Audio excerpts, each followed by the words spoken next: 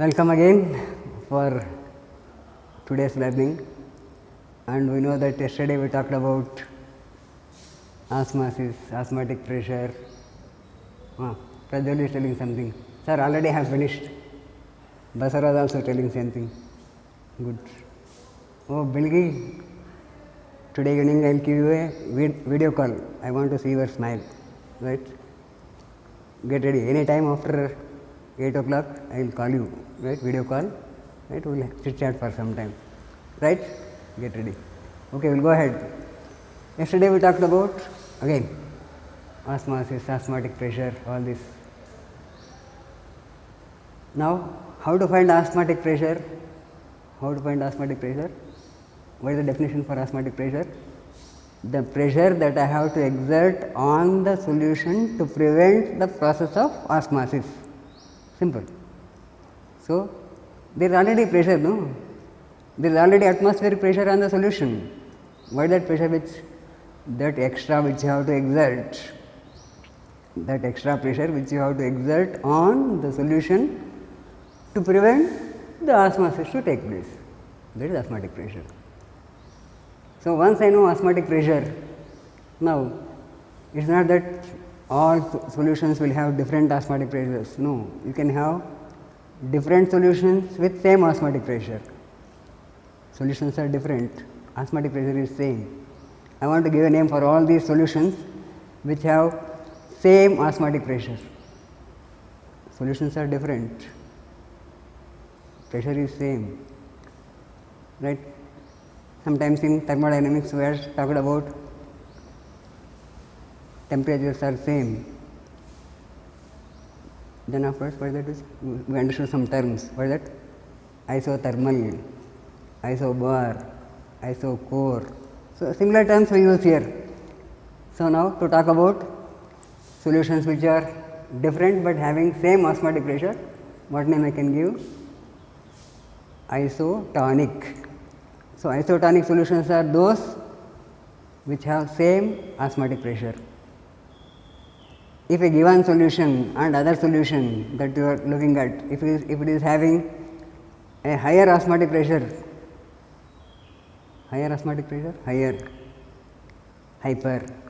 hypertonic. If another solution which is having lower osmotic pressure when compared to other one, yes, somebody already said hypotonic. So, isotonic, hypertonic, hypotonic. Only to understand that the solution that I have is when compared to what is referred. Is it same, more, less? Simple. Now, we will go ahead. Last year in states of matter, we had derived a relation PV equal to nRT, and somebody at that time was telling PV is not equal to nRT, sir, PV equal to NTR, you told. Fine, I am very happy because PV Narasimha Rao, NT Rama Rao, both were Chief Minister of Andhra Pradesh, and afterwards this man became Prime Minister. He did many good things for us. So, in this way at least, right, we salute to them and we remember them. PV equal to nRT. Sir, how it is related? Pressure. What pressure it is? Osmotic pressure. Now, this is that gas pressure we talked about. Now, this pressure I will replace with a different term. To tell this, what is that osmotic pressure which I have understood, I say pi. Instead of PV equal to nRT, now I will write for a solution osmotic pressure pi V equal to nRT. Now again, right, I don't know who is this man, right, who gave such big value for pi. Again, for him also one salute, but we are making use of that symbolic notation here, pi V equal to nRT. So we decide or we arrive at what is the osmotic pressure of the solution, we write this relation. How I can make use of this relation after calculating osmotic pressure of a solution? I have prepared a solution. I know its volume. I have dissolved some amount of non-volatile solute into that. I don't know what the molar mass of it. Or gas constant, we know. Temperature, at what temperature I have measured that osmotic pressure. That temperature, again don't forget, it should be in terms of kelvins. So once I know this, now I want to find out what is the molar mass of the non-volatile solute that I have dissolved in that solvent, prepared a solution, determined its osmotic pressure. So this I can rewrite in a different way. What is that? Phi V equal to N. What is that N? Amount of substance that is dissolved, that is mass of the non-volatile solute that we have dissolved, divided by its molar mass in some volume we have dissolved, that we will see later. Phi V equal to this multiplied by RT. Now what that which I want to do is, phi let it be here, this volume which I have for the solution, this I transfer to that side. Phi equal to N by V, number of moles by volume RT. How many moles I have?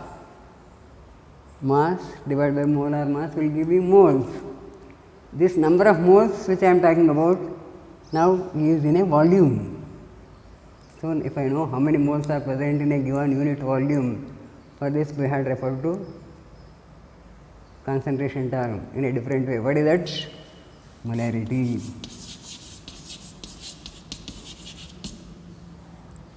So when you talked about relatively varying in vapor pressures, we made use of mole fraction. And when we wanted to talk about elevation in boiling point, depression in freezing point, all that at the time, we made use of molality, small m. Now in this relation, now I should know what is molarity. So pi equal to molarity of the solution RT. Now this relation, right, if I rewrite in a different way, other side, pi equal to N by V RT. What is N by V? N by V is nothing but concentration. Concentration in terms of molarity. So pi equal to C RT. Clear? What is it C? Mass by molar mass in a given volume of the solution, molarity. So experimentally what that which I can do? I can determine the osmotic pressure of the solution. And concentration is in terms of moles per liter of the solution, unit volume, mass by molar mass. R constant, at what temperature we know. So what is the problem in calculating molar mass of a non-volatile solute whose molar mass is not known? So measurements of osmotic pressures of the solutions which depend on the concentration, that is important for us. Osmotic pressures of the solutions depend on concentrations. If you see this relation, higher the concentration, higher is going to be the osmotic pressure. This is the relation that we have. And already a gas constant is there. So concentration will decide whether you have to exert more pressure to prevent the process of osmosis or a small amount of pressure to prevent the process of osmosis. This pi can be calculated, pi can be determined, and once I determine the osmotic pressure, I know how many grams I have dissolved. I don't know the molar mass. What is the problem in calculating molar mass? Rewrite this formula for molar mass, you will arrive at molar mass. So determination of osmotic pressures of solutions will help me to arrive at molar mass. Clear? Problems related to this? In the textbook they are there. Again from my side, they will come to you. Solve them and send to me. It will be solved for you. Before we go ahead, I just want to ask all of you, how many of you are pure vegetarians? Right? Okay, many are raising their hands. Okay, what is the water that you are drinking? Pure water? Just filtered water? Or double filtered water? There are so many types of that pure water that we are drinking these days. And we very proudly tell, in my house, RO filter is there. What is RO filter? I don't understand. What is RO filter? We know osmosis. RO, it stands for reverse osmosis. Reverse osmosis means, we know solvent particles migrate from one side to other side through semipermeable membrane, and the process of osmosis takes place. And to prevent the process of osmosis to take place, we have to exert pressure on the solution. Fine. Suppose the pressure that you exert on the solution is more than required pressure to stop the process of osmosis. Now what will happen? Solvent particles present on the solution side will go towards solvent. Repeat. If the pressure that you exert on the solution is more than required pressure to prevent the process of osmosis, what will happen? Through the same permeable membrane, through the same semi-permeable membrane, solvent particles, for example water, goes towards solvent side. Why? Because pressure is more. Now what is happening? It is happening in the reverse way. Solvent particle should go from its higher concentration to its lower concentration. Now what is happening? From lower concentration of the solvent to the higher concentration, to the solvent side only particles will go. Solvent particles will go. This is the process of reverse osmosis. Now how this will help? How this will help? Suppose in that solution some microbes are present. Some microbes are present. When you exert pressure, solvent particles are going. What will happen to those microbes at those higher pressures? Water present in those microbes, that water also will come out. That water also will come out. That means those microbes, you are subjecting them for dehydration. When you do, or when we have such problems with dehydration, what will happen to us if you don't take immediate treatments? What will happen? The body will lose water. Then afterwards, other metabolic activities will not take place. And then afterwards, finally, Jai Shriman Narayana. Right? Ram Nam Satya Hai afterwards. So what will happen if you exert more pressure than requirement on the solution? Fine, solvent particles go, but under those conditions, those microbes, they also will lose water, and you get water on solvent side. Now if you think that this water which I have, right, I got after reverse osmosis from some dirty water, and if you drink that, just think what is there in that. It is not only water. Some amount of water particles which are present in those microbes, that also have come out. And now tell me, how many of you claim that we are pure vegetarians? We have killed those microbes, we have taken out water from that, and that also we are drinking. Just to understand, right? On lighter side, don't take it serious and don't stop drinking water itself. We will die. Let those microbes die, no problem. But for our survival, use that water and then afterwards live happily, live healthy. Clear? That is the importance of reverse osmosis. This also we should know. Clear? All that which I have studied so far, well, fine. But this mind will not keep quiet. Once I know things, right, we simply scratch it and see, is it right or wrong, is it right or wrong, and in that process, again we land up in problems, and for those problems, again we have to search for some solutions. What business, right? Again, as I told yesterday, people mad or what, they keep doing this. Once again, it is good for us. Don't think that people are mad and they are doing all this. Why I am telling all this? We understood that with the help of relative lowering, I can find out molecular mass, molar mass of the substance. Elevation in boiling point helps me to find out. Depression in freezing point helps me to find out. Just now we were talking about osmosis.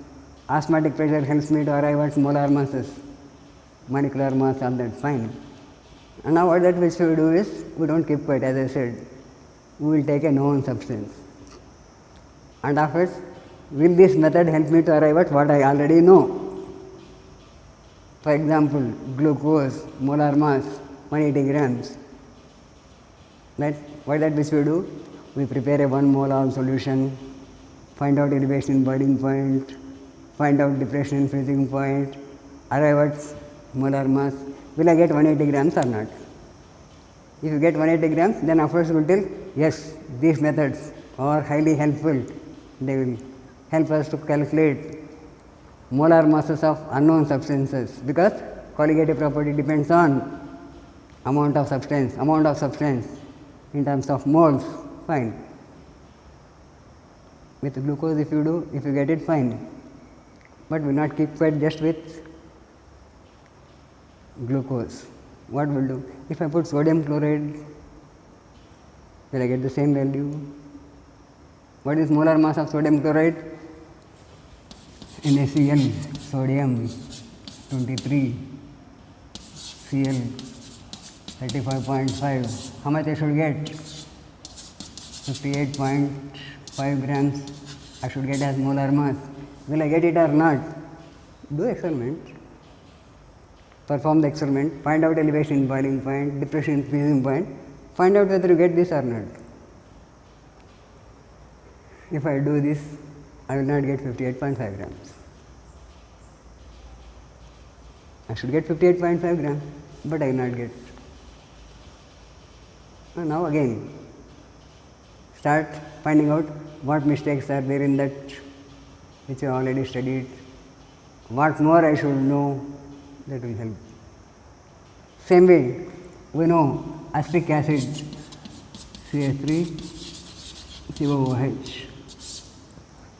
Take acetic acid, prepare your 1 molar solution. Find out what should be the molar mass based on the colligative property which I have studied.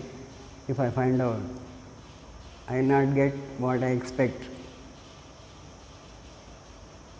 I will not get what I expect. What should be the molar mass of CH3COOH? Okay, 2 carbons are there. 2 carbons, how much? 24. 2 oxygens are there. How much? 32. 4 hydrogens are there. How much? 4. How much? I should get 60 grams as molar mass for acetic acid. I will not get. Here I will not get 58.5, there I don't get 60 grams. Then, as usual, when I start asking questions, you will tell, sir, tell at least how much you are getting, then afterwards we can think.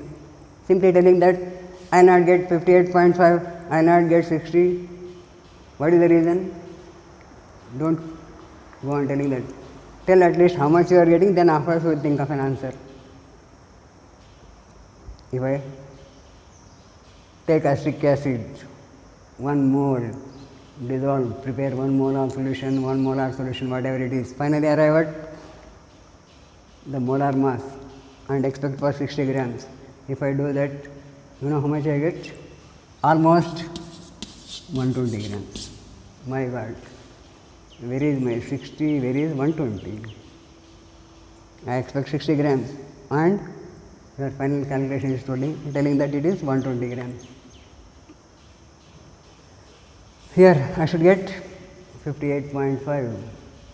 How much I get when I perform the experiment and find out? It is almost half of it. Half of it means there it is double of it. Half of it means 29 or okay, around 29 grams I get. So, at some places when I want a molar mass as expected, the value which I get is half of it. Some other non-volatile solute, when I find out molar mass, it is double of what I get. So, what I should do? Now, I should find out where we have gone wrong, or what more, if I know I can get this same 60, I can get this same 58.5. So, if you know a non-volatile solute, and afterwards if you find out molar masses with these methods, amelioscopic method, cryoscopic method, osmotic pressure methods, if you find out and if the values are not as expected, then we say salt or the substances are behaving differently in the solution.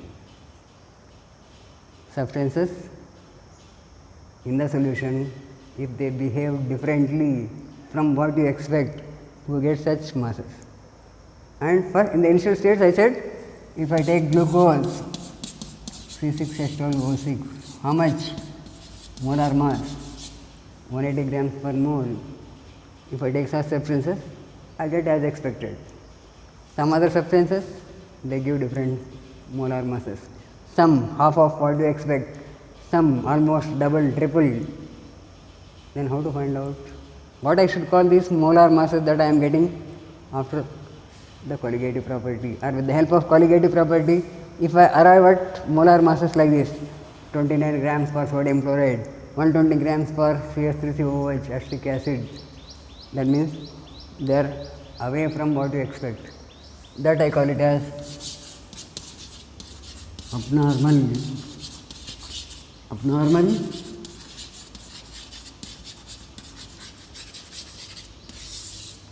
molar masses. So, what is that which I have to do now? Weigh these abnormal masses. If it is abnormal, how to make it normal? What if I further understand from the colligative properties which I have understood? What more if I do, or what more, or in which other way if I calculate, I will get the expected molar masses. So, abnormal molar masses, we should understand why. And once I know that is abnormal molar mass, what correction I should do for those equations which I have. What are those equations that we have? Delta Tb equal to Kb into m, amelioscopic method. Delta Tf equal to Kf into m. Same way, phi v equal to Crt. So, what more corrections if I make? I can get the molar masses as expected, and from what is observed, what more correction I should do.